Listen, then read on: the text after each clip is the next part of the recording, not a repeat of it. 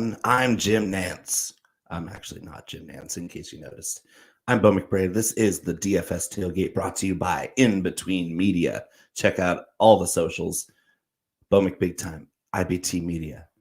Cough underscore DFS is with me again.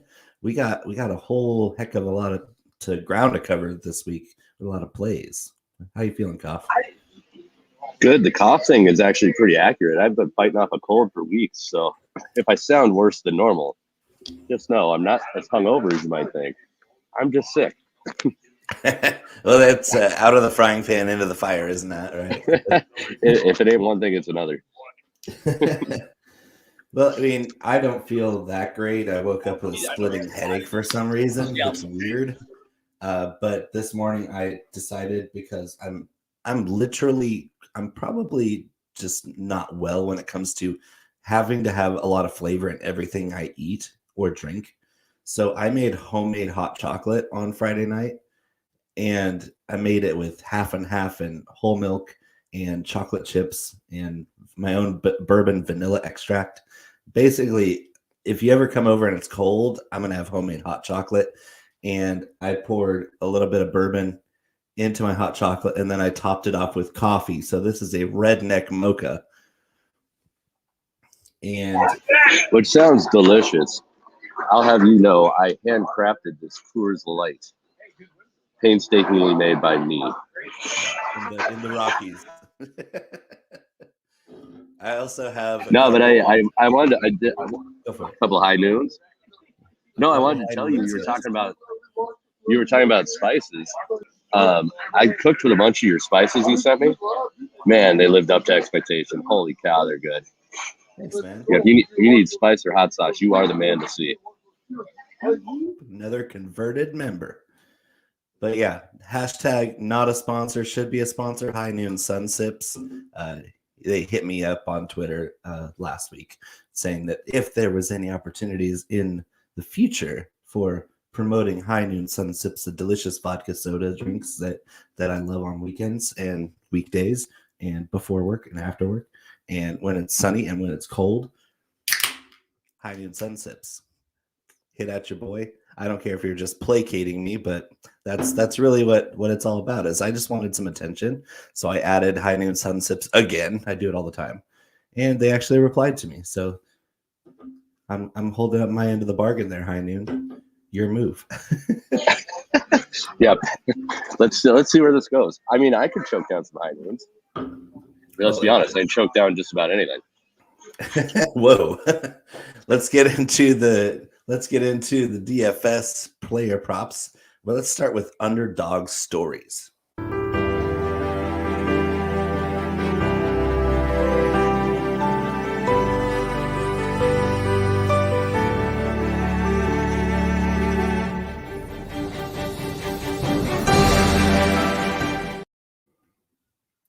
This is Underdog Stories, brought to you by Underdog Fantasy.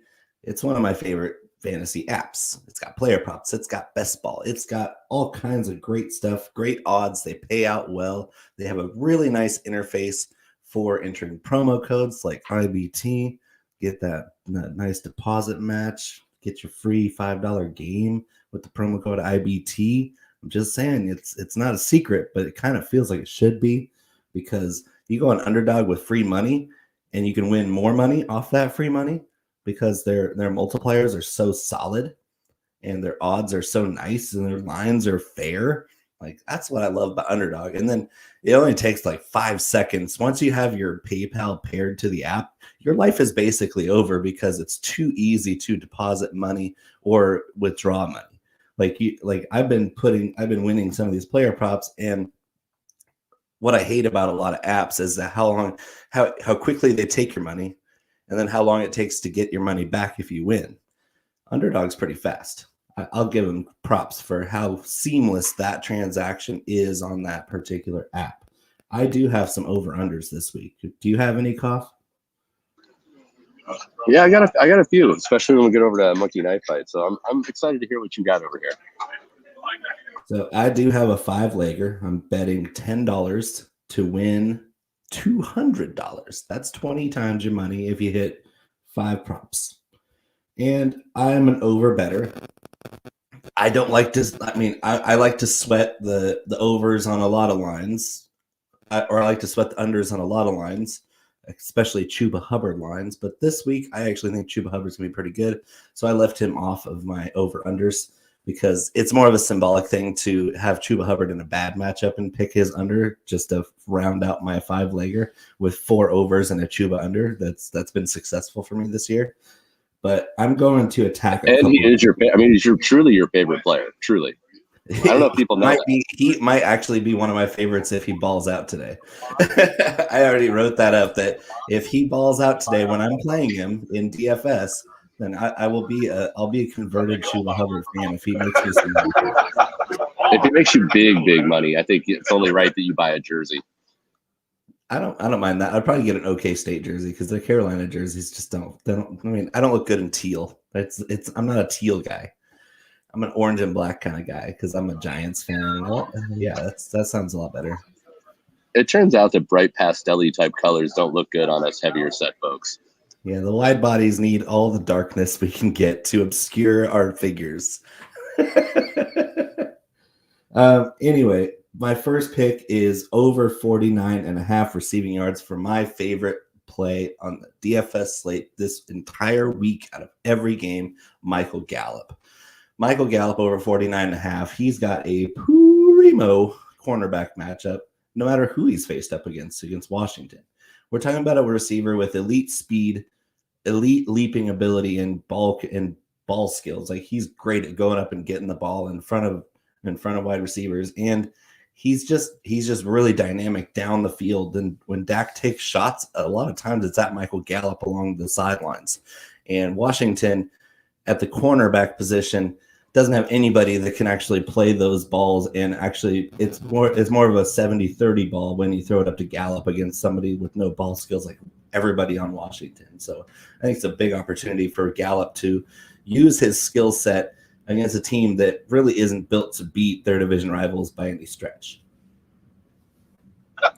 Yeah, I'm pretty on board with that. I think Washington has kind of not necessarily sneakily been doing better, been more the defense than we expect lately, but they are looking better. The only thing I worry about is like Dak. Over the last few weeks, we've seen Dak be laser focused and really perform well, and we've seen him look like he's first time he's thrown a football. So I think it's more what Dak decides to do today. But Gallup, as far as what you're saying, yeah, I think that's slam dunk. Yeah, the whole Dak thing's been Jekyll and Hyde, which I really do like for GPPs today because he's not getting a lot of traction in the ownership department, which I'm okay with because he's still got the upside against the very worst defense against opposing quarterbacks. And that's Gallup for me. It's a lock. I'm going to play Gallup everywhere I can this week because I just think he's got one of the best matchups, and he's going to be cheaper and easier to hit a line than Cooper or Lamb. So I just think that he's the forgotten third wheel in that offense, and a lot of times he's the best of the three. It just comes down to how everything shakes out. But 49.5 is super attainable for an offense that can put up points with 4 different guys scoring. My second one is a guy along the lines of Chuba Hubbard, where I'm not a huge fan. I think he's actually quite terrible at football. But maybe it was just his former offensive coordinator holding him back, Evan Ingram.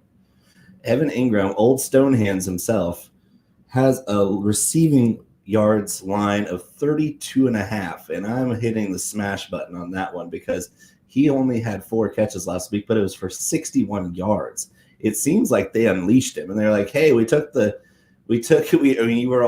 like chained to a post in the backyard with Jason Garrett. You couldn't go for a run." And Evan Ingram's one of the most athletic tight end products we've had in the last 10 years. He just hasn't been healthy. He's been healthy this year, but Jason Garrett has just locked him down as more of a close to the line of scrimmage receiver. And we saw the first game without Jason Garrett. He was running down the seam, vertical routes, and I like that, especially against a defense that literally funnels purposely all of the offense into the middle of the field, which is why the Chargers are bad against tight ends and they're bad against running backs. They're going to want Ingram to be the guy that beats them. They're not going to want to get beat deep by Galladay down the rails. They're not going to want to get beat deep by any of these other wide receivers. I just think this is a nice funnel attempt to get Ingram the ball. 32.5 is nothing. No, and you actually said exactly what I was kind of witnessing too. It seems I'd be curious to know what the change in average depth of target was, because I mean it seemed like he was running way deeper routes. I mean not crazy deep, but I mean yeah. Tight end post from a tight end post from the slot. He ran a lot of that. He ran some crossing pivot routes where he faked like he was doing his normal thing, and then he would spin off and go try to get behind the linebackers and sit down in the zone. So that, I mean, I just think the Chargers aren't going to really try to cover him too hard. They're going to be like, yeah, take those 10, 15 yards from Ingram, especially if we got you in a 3rd and long, and Ingram's going to score lots of PPR points that way too. So I like him in DFS as well. But over 32.5 on Underdog, that's a lock for me. This next one, this is going to be the sticker because it's a big number. Big number. Alvin Kamara off a 4-week hiatus with a sprained knee, going up against the worst defense against opposing running backs since the merger, 1970. The New York Jets, the goddamn Jets, are giving up 35.8 fantasy points per game to the running back position. And the Saints, they only have one running back this week, and his name is Alvin Kamara. And his line is 112.5 rushing and receiving yards. It sounds like a big number, but for Alvin Kamara, when he's going to get 25, 30 touches, maybe even more in this game against a terrible front seven, I think he hits it pretty easily. No, I got to disagree with you. I think it's a huge Tony Jones Jr. day. He's not even active. But you can play him in DraftKings for 4,400. Yeah, nice dude. He's got a cool haircut in the picture on DK. No, great young player, but he's out. They really don't have any active running backs. No, but more the point. I mean, running backs just shred the Jets, and I mean Kamara is so super dangerous. Average. This is going to be one of those Kamara games where he goes off for like 56 DK points. I mean, I can just see the writing on the wall. I love Kamara, so I'd be smashing that too. I love it. 112 rushing and receiving. I was like, just receiving, to be honest. Seriously though, I mean, I do not see a way that he doesn't just eat today. I mean, he's going to kill it. All right, I'll save the best one for last, but the next one I think is also a lock. Tyreek Hill over a half of a touchdown against the Raiders. He scored not one but two on the primetime game week 10 against the Raiders in Vegas. Disappointed kind of that he only had 83 yards in that game, but it was also a Kelsey game. That was when Mahomes went nuclear. He went 39.2 DK points in that week. Tyreek Hill over half a touchdown against the Raiders. The Raiders are good against one alpha receiver because they try to shadow Casey Hayward on them. Casey Hayward got lit up by Tyreek Hill. And Casey Hayward's great. Like he's a lock for Pro Bowl this year. He's locked down a lot of great receivers this year, but he had lots of trouble with Tyreek Hill's speed and quickness. I just don't think that this is a matchup the Raiders have any chance in. Again, it's in Kansas City now. It's going to be even tougher on them. And guess what happened last year? The Raiders went into Arrowhead and beat the Chiefs and then took a victory lap in the team bus around the Arrowhead Stadium. I'm pretty sure the Chiefs didn't forget that and they put that right on their bulletin board this year. Like, hey, let's make an example out of the Vegas Raiders, shall we? They already did it in Vegas. They went in there and hammered them in Vegas. And I think they're going to want to do it to them again, where they just run it up on the poor Raiders, who are ice cold right now. Just like I said, they're a fraudulent 4-0 team. I called it. And here they are. They've won one game since. I mean, I hate being right so often about teams like this, but the Chiefs are going to smash the Raiders today. It is tough to be you. I mean, you're rarely wrong. In fact, if ever. I'm also really modest too. I mean, it's really hard. It's really hard to not be vain when you're so cute too. Absolutely. I mean, you're just so humble. I really enjoy being around you. I will say, I was lucky enough to go to the game last week at Arrowhead, and I thought they were looking somewhat better. There were some pieces that looked better. The run game looked a little more ample.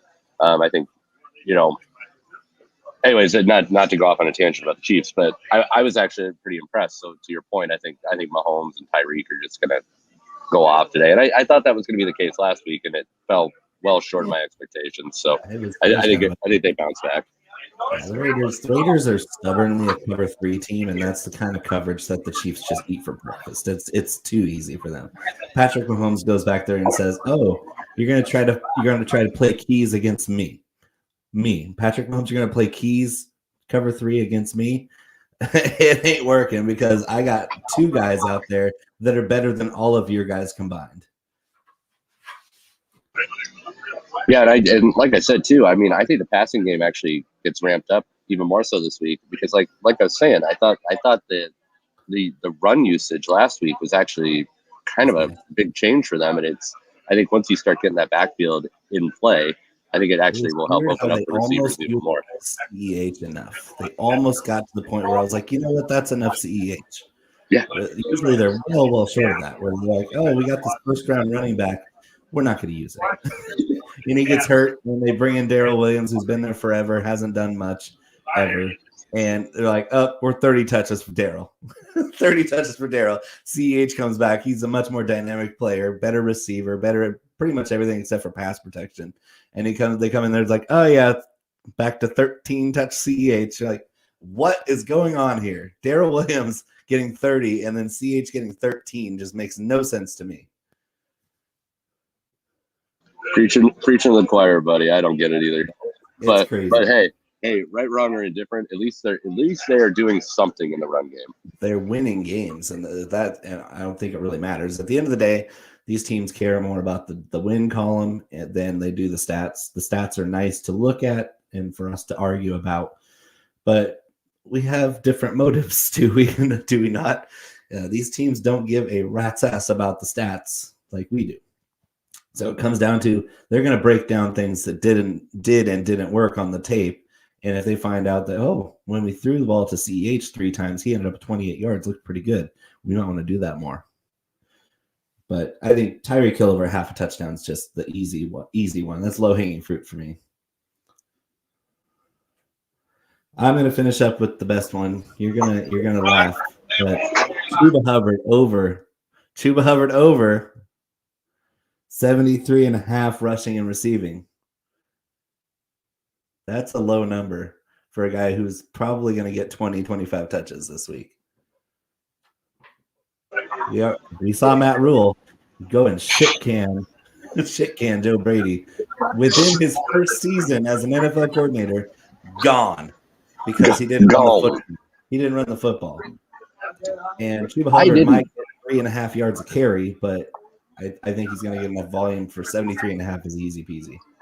Yeah, and I think the last time that you and I had this debate, I don't have near your disdain for Mr. Hubbard. But I think that was initially my argument too, is just the volume play of it. And is it out of the realm of possibility that he breaks off a good run here or there? No. And if he is only averaging, a couple 2.5, 3 yards a carry, yeah, it's ugly. It doesn't look great. But to your point, if he gets 20, 25 touches, I mean, that's simple math. That's still going to get us close. Yeah, so I don't hate it either. It's lower than the number. I took the under on a couple weeks ago, and it was like 81 something. I was like that's an easy under for me, and that was the one I won $200 on, as him being the only under in my 5-leg parlay. But this week I'm going 5 overs, and I think that they're all going to hit, and I always think that. But you have anything else before we move on? Nope. I just I wish I had your confidence, buddy. Wish I had your confidence. Me too. Let's head on over to the knife to the gunfight.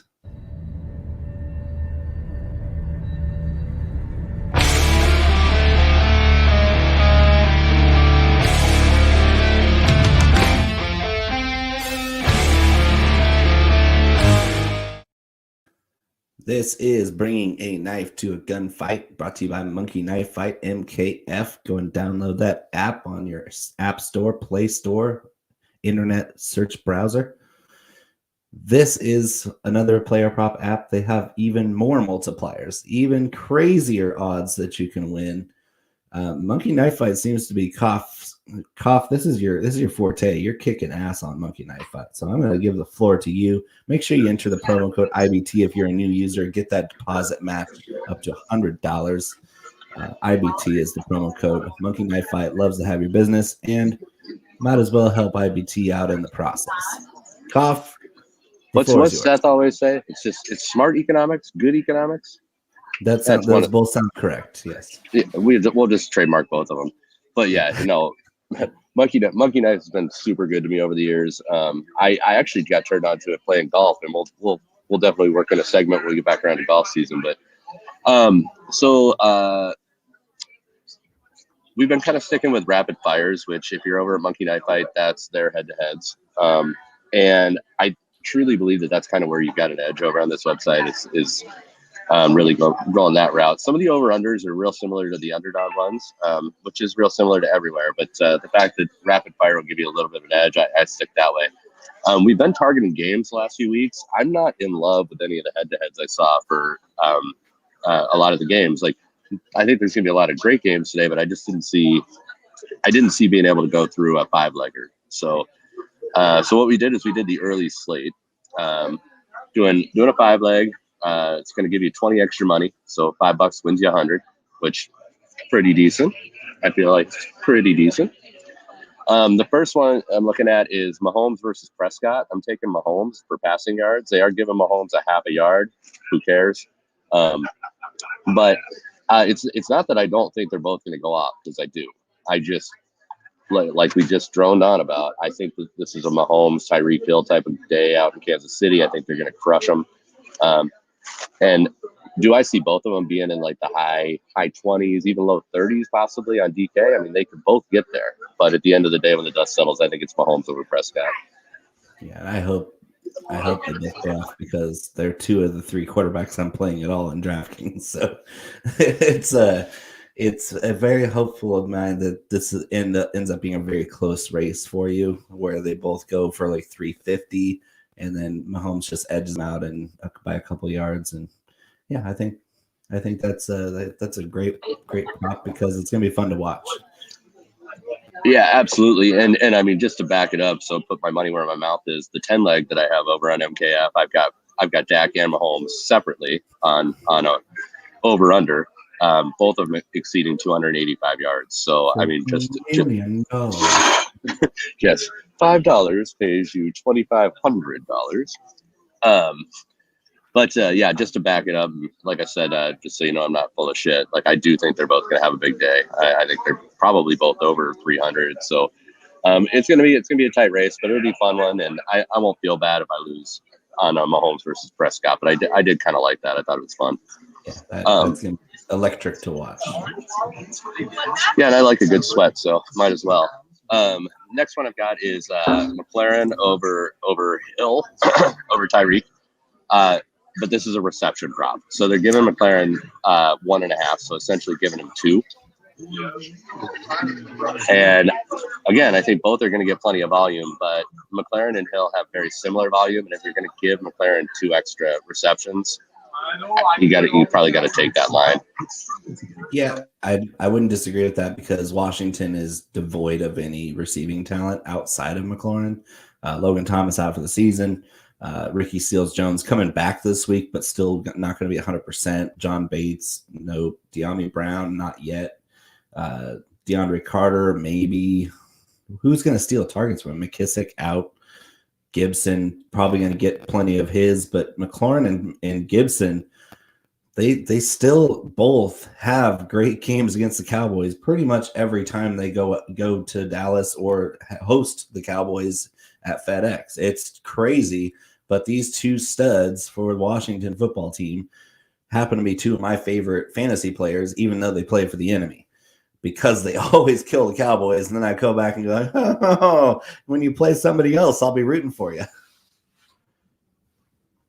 But yeah, McLaurin over Hill is a pretty smart one, especially if you're getting 2 catches on him. That's a smart play, because Tyreek Hill does have solid volume this year. He's got some of the best volume in the league. His target share is not as high as Terry McLaurin. And I think Cowboys are going to crush Washington, which puts them in that come from behind. And we know the Cowboys they're not going to stop McLaurin from catching the ball. They're going to stop them from scoring deep touchdowns. That's kind of what Dan Quinn has done with this defense, is say, let's make them work to get downfield. And when they make mistakes, which pretty much that's what you have to worry about with Taylor Heineke, is that he's going to make plenty of mistakes.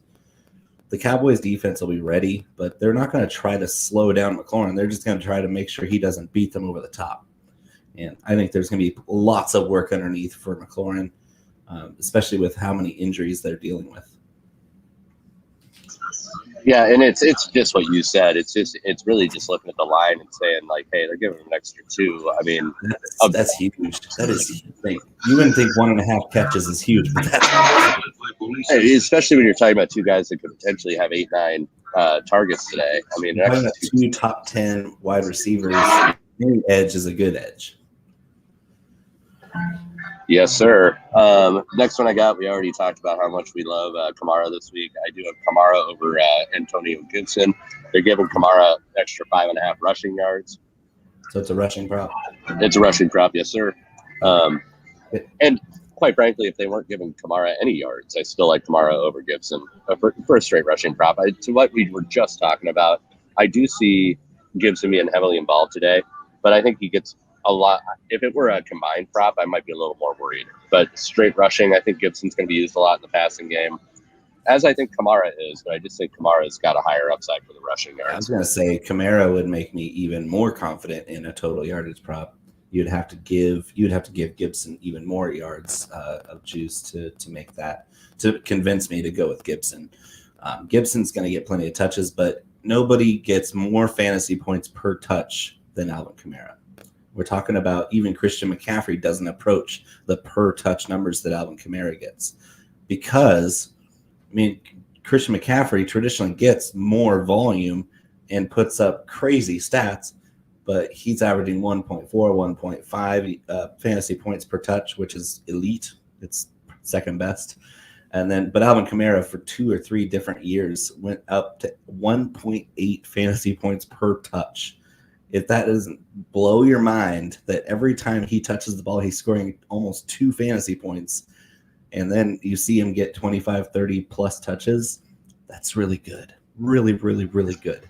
I think what's even more impressive about that statistic is that when you look at Kamara's up and down weeks, like, he can go out and drop a nothing bomb on you, but then he'll go out and throw up, again, 50, 45, 50, 60 fantasy points in a day.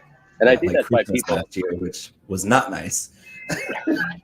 But I do think that's why people have this misconception about Kamara. Like, I think that Christian McCaffrey is probably more consistent as far as if you've got to make a choice at the top, but Kamara's definitely got the higher upside. I mean, that's just facts. My next one, just moving on, so we can get into some DK here, but I got CeeDee Lamb over Travis Kelce. They're giving Lamb an extra 3.5 receiving yards, so it's a receiving yard prop.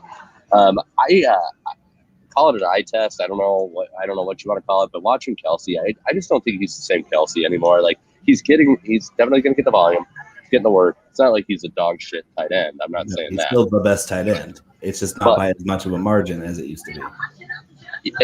And quite frankly, I mean, CeeDee Lamb, when he's on and when Dak's on, I mean, the upside of Lamb is probably higher than the upside of McLaren and Tyreek Hill, to be honest, depending on what kind of target share he's getting for the week.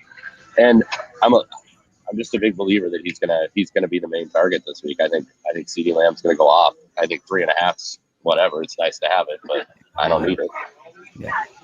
CeeDee Lamb is gonna be he's gonna be doing some work.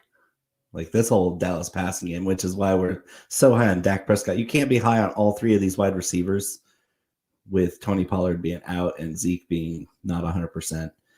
If you're saying, hey, all 3 of these receivers have a chance to go over 100 yards, each one of them, all 3 hitting 100 yards receiving, you can't say, oh, I expect Dak Prescott to not pass for 300 yards. It just doesn't make sense. So if you're betting all these lines and you're finding yourself going over the prop on all 3 of these Dallas wide receivers because Cooper's healthy, Lamb is healthy, Gallup is healthy, Ced Wilson is healthy again. They have 4 out there that can play. and they're going to go a lot of 4 and 5 wide sets today. Malik is going to get some work. This passing game is going to air it out today because they're not going to want to give Zeke 30 carries with a bone bruise in his knee. It's just, it doesn't make much sense to run into the teeth of the very tough front four for Washington when you have so many advantages with your receivers over their DBs. I think Dak's going to throw it 40 plus times today, and that seems nice. Yeah, and I think that's a consistent thing across all of my fantasy stuff this weekend. Is just find different ways to correlate Dak with his receivers, and I'm doing the same thing with Mahomes too. I mean, touching back on that, I see the very similar outcomes, which, you know, the Lamb versus Kelsey one does get scary in that regard because obviously Kelsey is a big component of that offense. And so if it's a Kelsey day, you know, same as if it's a Cooper day, you know, it's hard to say. And my best advice is find correlations for those players, because I think that's a pretty big edge this week. I don't think you can really go wrong if you find a way to bet all sides of it. Yep. And then the last one, this is probably the one I'm the most sketched out about. I got Lockett over Crowder, and this is receptions. They are giving Lockett a half a reception, so 1. But I don't know, man. That was the last part of this early slate. That's the only part that I'm just not in love with. I think it's highly variable. I don't. Well, who's more variable than Tyler Lockett? Nobody. If there's anything invariable about this, is that Jamison Crowder is going to get a shit ton of volume because there's nobody left. I mean, who are they going to throw to? Braxton Berrios? No. Keenan Cole? No. This is Zach Wilson going to take the low-hanging fruit of Jamison Crowder always being open because he's still an elite separator, elite route runner, and he's more explosive than people think. I have him as a solid GPP play too. Crowder is not just your cash play. He's not Hunter Renfrow. He's like Hunter Renfrow, like souped up version. So I would take Crowder in a landslide in this particular prop because I think Tyler Lockett has been under his expectation of receptions pretty much every game but 2 in 13 games. So I'm going to say, I'm play the odds and say Jamison Crowder with no competition is better than a team that never throws the ball and you don't know whether or not Lockett's going to be the guy they throw the ball to that particular week. The last thing I'll say on it though is I think there is a desire in New York to get the run game going, and whether those guys too, they're all banged up. They got tied. No, I know that's 100% not where I was going with that. I was actually just going to say exactly what you just said. I don't think that desire necessarily matches the equipment they have to accomplish it, but they're demonstrating that they're still going to try. And I think depending on how successful it is today against you just don't know. And that's why I think there is something about the Seattle offense is, the ball is going to end up going to 1 or 2 guys. And so I think I'm just banking on it being Lockett this week. But no, I'm sketchy as hell on that one. I'm not saying the same thing with the Tyler Lockett play. And I just think it needs to be a different week where they try that. Because Houston's not, I mean, they're bad. Don't get me wrong, Houston's bad. But so are the Seahawks. Really, if you look at these two franchises, they're the same exact franchise, maybe like one or 2 years apart in their complete dismantling. Like the Seahawks are going to be next year, they're going to be this year's Houston Texans. They don't have draft picks, they don't have any young talent. This team is going to blow it up soon. And I think that Houston's actually pulling themselves out of that same thing. Which is kind of crazy. Well, all they had to do is get rid of Bill O'Brien. That was an easy choice there. Anybody but Bill O'Brien can make a team actually win some games. And they actually have won some games this year. They looked good against the Patriots. Davis Mills is going to be out there doing his thing for the rest of the year. It's not a very savory game to pick. I just don't like Lockett that much this week for some reason. I love Lockett as a player. It just doesn't compute. I don't have that gut feeling that it's a Lockett week. You do though.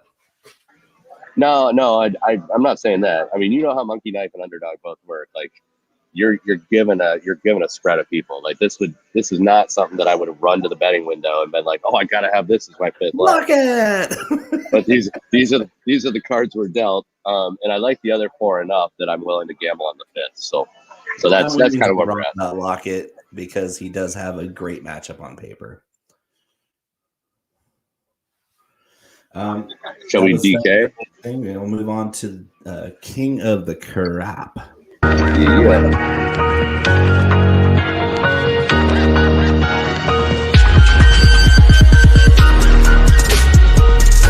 Coming to King, who's best not live? I'm the king of the crop. Me. Bring me the head of a pig.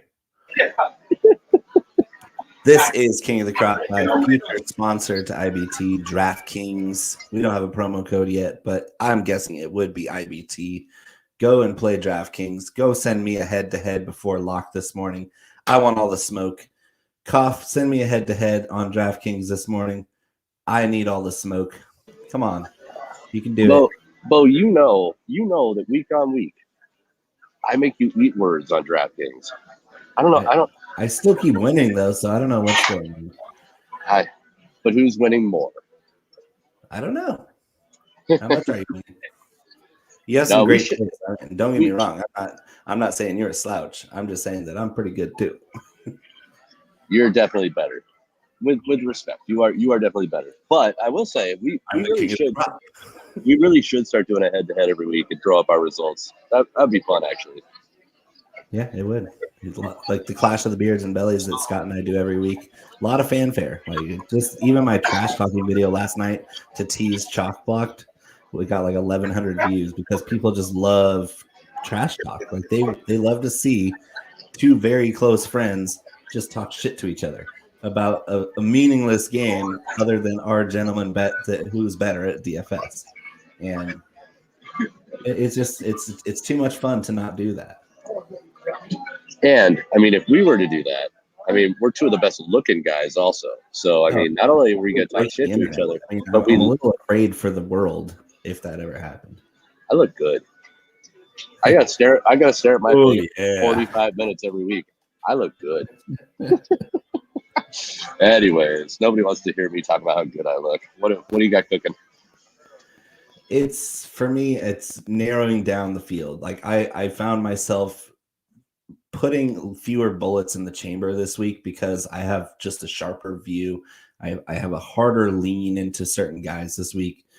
I'm playing 3 different stacks primarily. I'm playing the Chiefs stack. I'm going to spend up to get both of the stud receivers and Mahomes because I think that's an onslaught that I want to have a piece of. I want Mahomes, Hill, and Kelsey, and then put in my value plays around them.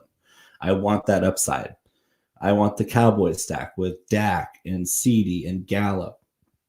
I have a couple where I sprinkled in Amari Cooper because he's at 5,900, really, really underpriced. The Saints stack is the interesting one for me.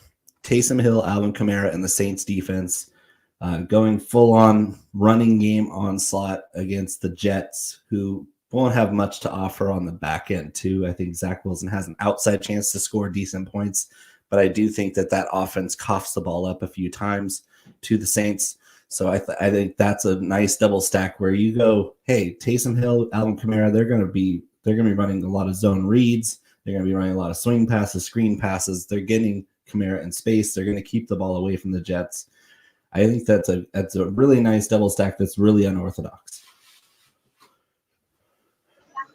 Yeah, I don't hate that at all. I was just about to say though, I kind of wonder why buy the farm when you can, just buy the cow on that one. Because I think Kamara is pretty much a lock to show up and put up a ton of points. Taysom Hill, I mean, the problem there becomes, depending on how effective Kamara is on the ground, if they don't get a passing game going, then, Taysom Hill is basically standing there handing the ball to Kamara, which doesn't do anything for you for fantasy. And I do see that being a possibility. I mean, he's not gonna zero burger yet, but I mean, playing the Jets. No, I get that, I do, but I'm just saying if it's less of Kamara in the passing game and more Kamara rushing, which it totally could be, I I like Taysom Hill to be live to only get you about 15 fantasy points, or he's capable of getting you 27 like last week. So that's the only thing. That's I kind of like. what I'm leaning towards is I needed a puke bucket to watch Taysom Hill play last week against the Cowboys, and he still ended up with a puke bucket 27.7 with 4 interceptions. 2 more were dropped interceptions. He had a strip sack that got reversed because his arm was barely moving forward. He looked awful. Like, Taysom Hill is not good. Like, I called it. I called him turning the ball over 4 times last week on the Sports Me app. I was like, hey, Taysom Hill's going to turn the ball over at least 4 times. And what do you know? He could have had 6 or 7 turnovers in that game. He still rushed for 100 yards, and that was without Kamara. So I'm putting him more in that 50 to 60-yard range, but they're going to run the rock a ton because the Jets can't cover it. Both whether it's Hill or Kamara, they can't stop the run at all, and they also can't cover anybody. Even the Saints wide receiving corps, which is probably the worst in the league, the Jets can't cover them either. I think Marquez Callaway is a nice dart throw. And Taysom Hill dropping back. If his first guy isn't open, he's taken off. That's where I think most of his rushing yards come from, is that scramble where you get a little bit of heat on him and he's just gonna bounce. He's gonna blow the taco stand and leave the pocket and do what he does. And that's what he did against Cowboys. That's how he got 100 rushing yards. It wasn't on designed runs. It was on the pocket breaking down and him just bailing. Yeah, everything you said makes perfect sense. I'm just, I guess maybe a little more off a Taysom part of that is all. There's some other quarterbacks that I want to be heavier on. Like, I actually like Joe Burrow a lot this week, which I think a lot of people do actually. I think Tom Brady's going to be a decent play if you figure out what wide receiver to put him with, right, or if you just play Gronk. Yeah. But, some interesting ones, just as we're on top of your quarterbacks, I kind of want to throw a dart, just an oddball one lineup. I'm not saying go heavy, but I kind of like the uptick in Matt Ryan attempts last week. He threw 41 times last week. And I think this is a game where he could potentially be in a similar situation where he's launching the ball quite a bit. And I don't call it a gut feeling, but I actually kind of like Matt Ryan to have a decent week. I know. Hey, I give you one weird one every week, and that one's way off the beaten path. But I kind of like Matt. Carolina's pass defense has been really good. Like, they can't stop the run to save their life, but the Falcons don't try to run the ball. It's just like I can see Cordero Patterson being a great play this week, but I don't think it comes with a Matt Ryan game that they can be proud of. Because for Matt Ryan to hit for you, he has to throw for 300 yards and 3 touchdowns because he doesn't run. If you're gonna put your money on Matt Ryan, you need this to be his 300-yard, 3-touchdown game for him to just be good enough for you. Like, I can get twice as much from Taysom Hill just because he sucks so bad that he just leaves the pocket and scores 15 points on his rushing alone. All I'm saying is, as a dart throw, if you want to do something crazy, the uptick in attempts last week is somewhat encouraging. He hadn't thrown for more than 20 times in like the previous 4 weeks. So the fact that they let him throw, I think that is maybe indicative of him earning out a little more. And fundamentally, I don't hate it. I'm just saying it's a possibility. I think that's god awful. I'd rather let's just put this out there. I'd rather play Zach Wilson than Matt Ryan. I'll take Matt Ryan over Zach Wilson. Do I get odds? No. I'll take that bet.